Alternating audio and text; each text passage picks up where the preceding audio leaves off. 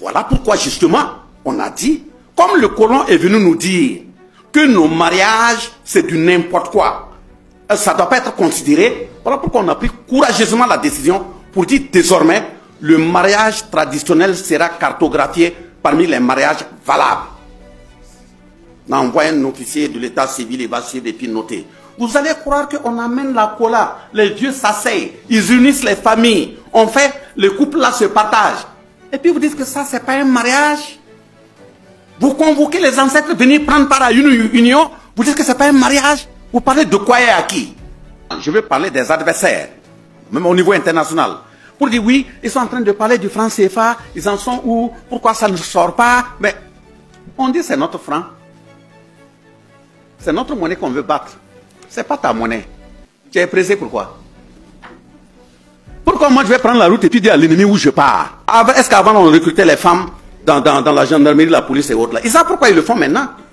Moi, en tant que garçon, on me donne un dossier d'enquête. Je vais faire 1 an, 2 ans, les résultats ne rentrent pas rapidement. Mettez dans les mains d'une fille qui est de la police ou de la gendarmerie, elle va dans un maquis, elle va se transformer en vendeuse de maquis, tu viens, voilà, elle va te faire les approches, voilà, elle va te toucher les oreilles, tu vas tout dire, et puis elle va écrire, aller déposer. Tout ça là c'est loin, et regardez au Congo à côté, Patrick Lumumba, ce qui lui est arrivé.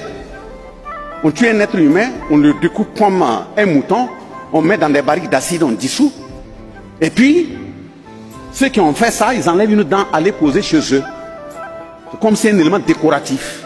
L'AES entre dans une nouvelle ère, la fin du franc CFA et la reconquête de la souveraineté totale. L'heure n'est plus à la plaisanterie au sein de l'Alliance des États du Sahel, AES. Les masques sont tombés, les vérités éclatent enfin au grand jour. Le Burkina Faso, le Mali et le Niger s'engagent résolument sur la voie de l'indépendance totale politique, économique et culturelle. Le ministre burkinabé Bazolma Bazi a récemment levé le voile sur l'une des décisions les plus attendues, la création d'une nouvelle monnaie commune, appelée à remplacer définitivement le franc CFA, vestige du système colonial français. Cette future monnaie, fruit d'une stratégie mûrement réfléchie par les dirigeants de l'AES, symbolisera la fin d'une ère de dépendance et l'avènement d'une autonomie économique souveraine. Mais la transformation ne s'arrête pas là. Sur le plan social et culturel, les autorités des 3 pays posent également des actes forts. Les mariages coutumiers longtemps relégués au second plan par les cadres juridiques importés d'Occident seront désormais reconnus au même titre que les mariages civils. Une décision hautement symbolique, qui marque la volonté de réhabiliter les valeurs africaines et de replacer les traditions au cœur des institutions. Pas de doute, l'AES trace sa propre voie, déterminée à bâtir un modèle fondé sur la dignité, la souveraineté et la fierté africaine. Une page se tourne, et une nouvelle histoire s'écrit, celle d'un Sahel libre, maître de son destin. Nous sommes quel type de personnes? Voilà pourquoi justement, on a dit, comme le colon est venu nous dire que nos mariages, c'est du n'importe quoi, ça ne doit pas être considéré. Voilà pourquoi on a pris courageusement la décision pour dire désormais, le mariage traditionnel sera cartographié parmi les mariages valables. On envoie un officier de l'état civil, il va suivre et puis noter. Vous allez croire qu'on amène la cola, les vieux s'asseyent, ils unissent les familles, on fait, les couples là se partagent. Et puis vous dites que ça, c'est pas un mariage. Vous convoquez les ancêtres venir prendre part à une union, vous dites que c'est pas un mariage. Vous parlez de quoi et à qui?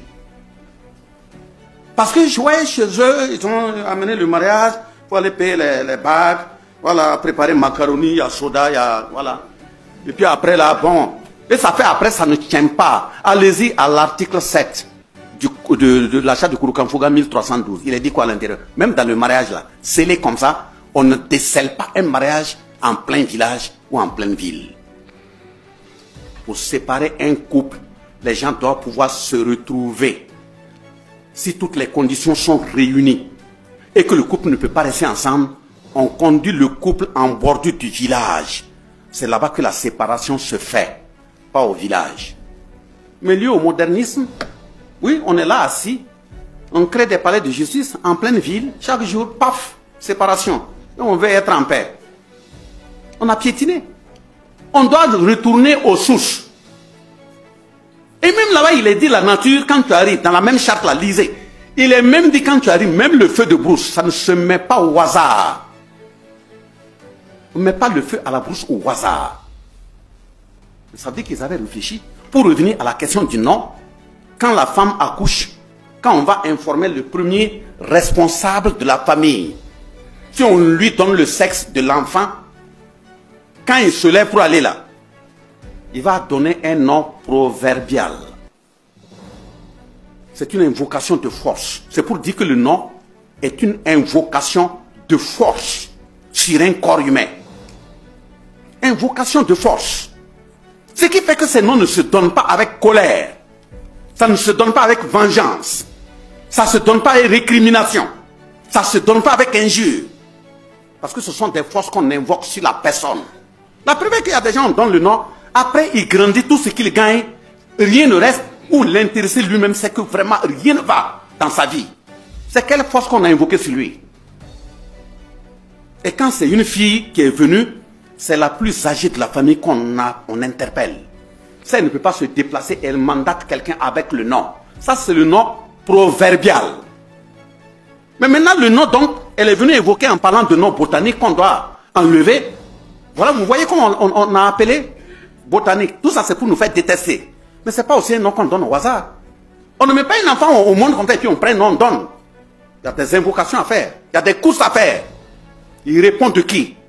Si on dit la personne répond de la colline, il répond de la rivière, hein? Il répond de tel arbre. Mais c'est après des consultations que le nom est donné. Ce n'est pas au hasard. Mais parce qu'on dit que moi je suis Noaga. Et comme j'arrive en ville, Noaga c'est en mourir, j'ai honte. Je viens, j'ai dit de changer, je m'appelle Coq. Noaga et Coq là, c'est pas la même chose. On dit que tu t'appelles Tanga. Tanga, ça te fait mal parce que c'est dans ta langue. Tu dis que tu t'appelles Colline. Tu prends ça? Mais tu viens même des noms dont tu ne sais même pas où est-ce que ça a été chosiné. Voilà, comme Johnson et Johnson dont j'ai parlé. Tu prends, tu portes sur toi. C'est des forces que tu mets sur toi. Donc, donner le nom à un enfant n'est pas une question de toi et puis ton épouse. Vous avez mis votre bébé au monde. Vous prenez un calendrier. Bon, c'est tel jour-là. Calendrier, est-ce qu'il vous appartient? Le jour-là, vous savez de quel jour il s'agit? Vous prenez le nom, vous jetez sur l'enfant. Et puis après, il devient pas maîtrisable. Nous, on dit on ne peut pas le maîtriser. Hein. Et souvent même, on est là, si un étranger vient, et cet enfant, le nom est tellement brouillon, qu'il monte même sur des gens qui ne connaissent pas. Au lieu de les raisonner, hey, papou, je vais te taper. Hein. Un enfant va s'appeler papou. Bon, vous m'excusez, s'il y a un papou dans la salle, et vous voyez, il a évoqué également la question, c'est des questions de, même les questions de dépigmentation. On peut mettre des produits tout en sachant que la source, l'origine là, l'objectif là, c'est de nous créer des cancers. Ça peut venir. Et si vous regardez Kunta Kinte, vous allez remarquer qu'il n'y avait pas de plus belle chevelure au monde que la chevelure noire. C'est par complexe que le blanc a imposé à toutes les filles noires qui rasaient là de se raser. C'était un complexe. Parce qu'ils ne voulaient pas une chevelure qui soit supérieure à la leur. Mais avec le temps, ils nous ont eu. Ouais, on envoie d'autres, voilà, les mèches, ainsi de suite, jusqu'à ce que... Non, madame, c'est pas de vous, je parle. Mais qui de suite. Et puis même, tu vois, combien de foyers ça casse. La fête Noël arrive, 1er janvier arrive. Ah, si monsieur n'arrive pas à trouver l'argent pour donner, ça devient un problème. Et pourtant, tu vois des femmes qui sont naturellement belles. Pas de femme plus belle qu'une femme africaine.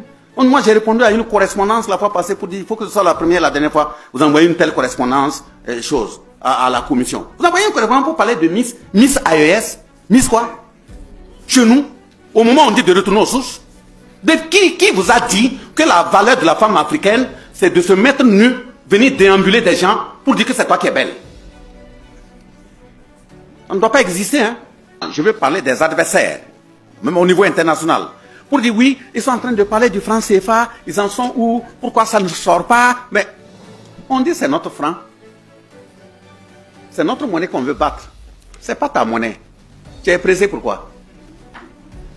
Pourquoi moi je vais prendre la route et puis dire à l'ennemi où je pars? Est-ce qu'avant on recrutait les femmes dans la gendarmerie, la police et autres là? Ils savent pourquoi ils le font maintenant? Moi, seulement en tant que garçon, on me donne un dossier d'enquête. Je vais faire 1 an, 2 ans, les résultats ne rentrent pas rapidement. Mettez dans les mains d'une fille qui est de la police ou de la gendarmerie, elle va dans un maquis, elle va se transformer en vendeuse de maquis, tu viens, voilà, elle va te faire les approches. Voilà, il va te toucher les oreilles, tu vas tout dire, et puis il va écrire, aller te poser. Regardez au Congo à côté, Patrick Lumumba, ce qui lui est arrivé. On tue un être humain, on le découpe comme un mouton, on met dans des barriques d'acide, on dissout. Et puis, ceux qui ont fait ça, ils enlèvent une dent à les poser chez eux. Comme c'est un élément décoratif. Parce que l'Afrique est en train de se révolter, on prend cette... Vous mettez Organisation commune des régions sahariennes. Vous allez voir ça. Ils ont pris une loi pour dire que leurs géologues ont analysé le sol africain et que dans le Sahara, dans le monde entier, il n'y a pas un coin qui a la même quantité de richesse que la zone qu'ils ont appelée Organisation commune des régions sahariennes. Et cette zone, c'est une partie du Mali, une partie de la Mauritanie, une partie du Niger et une partie du Burkina qui vient jusqu'à Akaya. 1957. Parce que quand on analyse effectivement le fond, ce que cette zone contient comme richesse, or, diamant, uranium, pétrole, ils ont même découvert que la nappe souterraine, ça veut dire la nappe d'eau, la fracture interne qui contient l'eau, même si on bloque tous les robinets du monde, si on commence à exploiter cette nappe souterraine, elle peut alimenter le monde entier pendant un siècle. Vous imaginez? Ça quitte la Mauritanie, passer par le Mali, les fragments au Niger, le Burkina Faso, ça va jusqu'en Égypte, traverser Éthiopie, etc. Ils sont au courant de tout ça. Donc quand ils viennent, pour dire qu'ils viennent pour défendre les droits humains, ils viennent pour s'installer dans le Sahara, dans le Sahel, que c'est nous qui veulent défendre. Quelqu'un qui a pris des lois en 1685 pour déshumaniser ton père, déshumaniser ta grand-mère, les torturer, les attacher moins que des animaux. Et certains qui ont voulu résister en courant, on les attrape, on coupe le tendon vers le talon pour qu'ils ne puissent plus marcher. Un tel type, une telle espèce, un tel groupe, peut-il revenir te dire, toi qui es l'enfant descendant de ces aïeux qui ont été martyrisés là, il vient et te dit, non, aujourd'hui là, bon, moi je suis venu pour te défendre, vraiment, on est la même chose, bon, on est tous des êtres humains, il y a les droits humains, toi aussi tu as droit à la vie, moi je suis venu pour te défendre et puis te protéger. Si tu es intelligent, il faut te réveiller vite. Il faut te réveiller vite parce que le matin, si une hyène passe à côté du champ d'un bouc, et puis il dit au bouc, bonjour mon parent, si ce bouc est intelligent, il n'a qu'à commencer à courir. Donc on a intérêt à se préparer. On ne se prépare pas, c'est pas où. Mais c'est pour faire face à cette exploitation vile où ils ont... Pourquoi je parle d'indépendance formelle le 5 août 1960? Parce que même pour donner ces indépendances, ils se sont organisés pour dire que comme au fur et à mesure les résistances montent là, il faut faire en sorte que les gens ne continuent pas de manifester. Il faut leur donner des dates et leur dire qu'ils sont libres. Et ces dates-là, ils commencent au Niger. Ils donnent 1er août, ils donnent une date. Et puis ils se reposent par exemple le 2. Le 3 août, ils vont ailleurs, ils donnent une date. Ils se reposent le 4. Le 5, ils viennent en Haute-Volta, aujourd'hui Burkina Faso, ils donnent une date. Ils se reposent le 6. Le 7, ils vont en Côte d'Ivoire. Ils donnent une date. Ça coïncide avec un week-end. Ils se reposent. Le 11, ils montent au Tchad. Ils donnent une date. Ils se reposent le 12. Le 13, ils montent en Centrafrique. Ils donnent une date. Ils se reposent le 14. Le 15, ils montent au Gabon. C'est ça des dates d'indépendance? Donc ce sont des dates octroyées. Maintenant, si nous les commémorons, c'est en la mémoire de nos grands-parents qui se sont battus, mais ce n'est pas parce qu'on considère que c'est véritablement des dates d'indépendance. Même en donnant ces dates, qu'est-ce qu'ils ont fait? Ils ont dit on vous donne les dates, en même temps en dessous, ils continuent de tuer. Il y a certains dirigeants dans certains pays où on a coupé la tête du dirigeant, posé au quartier et forcé les populations pour venir regarder. Et dit vous voyez comment il est, c'est lui, non? Gare à vous si quelqu'un d'autre sort encore dit qu'il va vous défendre. Ils l'ont fait à Philippe Moumié au Cameroun. Vous avez vu, il n'y a même pas 3 mois, ils ont appelé les Malgaches, Madagascar, là, les responsables pour dire venez prendre les crânes de vos chefs qu'on avait coupés et puis emportés. Si tout ça là c'est loin, et regardez au Congo à côté, Patrick Lumumba, ce qui lui est arrivé. On tue un être humain, on le découpe comme un mouton, on met dans des barriques d'acide, on dissout. Et puis, ceux qui ont fait ça, ils enlèvent une dent à les poser chez eux. Comme c'est un élément décoratif. Parce que l'Afrique est en train de se révolter, on prend cette dent, on met dans un cercueil, et puis on vous amène pour vous dire, calmez-vous, voilà les restes de votre président. C'est une façon de dire au Congo, gare à celui qui va se lever et puis parler. Si le Congo est loin, ça s'est passé chez nous. Thomas Sankara. Regardez ce qui est arrivé. Quand on a commencé à vouloir vérifier pour voir si c'est lui qui est dans la tombe, c'est encore eux qui ont les laboratoires, c'est à eux on s'est confié, non? Vous prenez les squelettes de quelqu'un, vous partez, quelqu'un qui n'a même pas fait 20 ans, 30 ans dans une tombe, vous partez analyser pour dire qu'il n'y a pas d'ADN. Or, vous avez les mêmes appareils qui peuvent, même si on trouve un os en paléontologie dans le sol, même s'il a 1000 ans, vous pouvez déterminer son ADN et même reconstruire la forme et le teint de l'intéressé par ordinateur. Mais lui, il n'a même pas encore fait 30 ans, vous dites que vous ne connaissez pas ça. D'abord, c'est parce qu'il est un noir. Deuxièmement, ce ne sont pas vos intérêts qu'il défend. Troisièmement, c'est pour mettre en garde toute personne qui va agir comme lui. Donc, tous ces assassinats, et ça continue. Ça, c'est ce qu'on a vu physiquement. Que ce soit les Modibo Keïta au Mali et autres, ceux qui sont partis par les tortures des prisons, les empoisonnements, on ne peut pas compter. Malheureusement, j'ai dit malheureusement, et je répète malheureusement, l'ensemble de ces leaders dont j'ai pris l'exemple, ils se sont assis derrière l'eau, prendre leur café, leur Nescafé, pour monter le scénario. Les déclarations marquent un tournant décisif dans l'histoire du Sahel et de l'Afrique tout entière. Elles traduisent la fin d'un long cycle de dépendance économique et politique, symbolisé par le franc CFA, et l'entrée dans une ère de souveraineté retrouvée. Le Burkina Faso, le Mali et le Niger, unis au sein de l'Alliance des États du Sahel, AES, affirment désormais leur volonté de se libérer définitivement de la tutelle française. Le franc CFA, instrument de contrôle hérité de la colonisation, vit ces derniers instants. Cette décision n'est pas un simple geste économique, mais une rupture historique, une reconquête de dignité et d'autonomie. Les présidents de l'AES ont compris que l'indépendance ne peut être réelle sans maîtrise de la monnaie, des ressources et des décisions stratégiques. Leur démarche repose sur une stratégie claire, rompre avec le système imposé, reconstruire une économie souveraine et renforcer la résilience du peuple. En contournant les circuits du franc CFA, en nouant de nouveaux partenariats et en soutenant la formation de leur jeunesse, ils posent les bases d'un développement maîtrisé par les Africains eux-mêmes. Le message est limpide, les richesses du Sahel doivent servir au peuple du Sahel, et non plus à alimenter des économies étrangères. Cette dynamique de libération dérange. La France, longtemps puissance dominante dans la région, voit son influence se dissoudre. Les bases militaires ferment, les contrats sont renégociés, les alliances se redessinent. L'époque où Paris décidait pour ses anciennes colonies touche à sa fin. L'AES impose une nouvelle voie, celle de la dignité, de la coopération choisie et non subie. Cette évolution révèle aussi la faillite du modèle français en Afrique, fondé sur le paternalisme et la dépendance économique. Le vent du changement souffle depuis Ouagadougou, Bamako et Niamey, et il balaie les symboles d'un passé révolu. La montée en puissance du Sahel s'inscrit dans une logique de renaissance africaine. L'AES ne se contente pas de rompre avec l'ancien ordre, elle reconstruit un projet de société fondé sur la science, la mémoire et la souveraineté. L'éducation est repensée pour former des techniciens, ingénieurs et chercheurs capables de bâtir une industrie locale.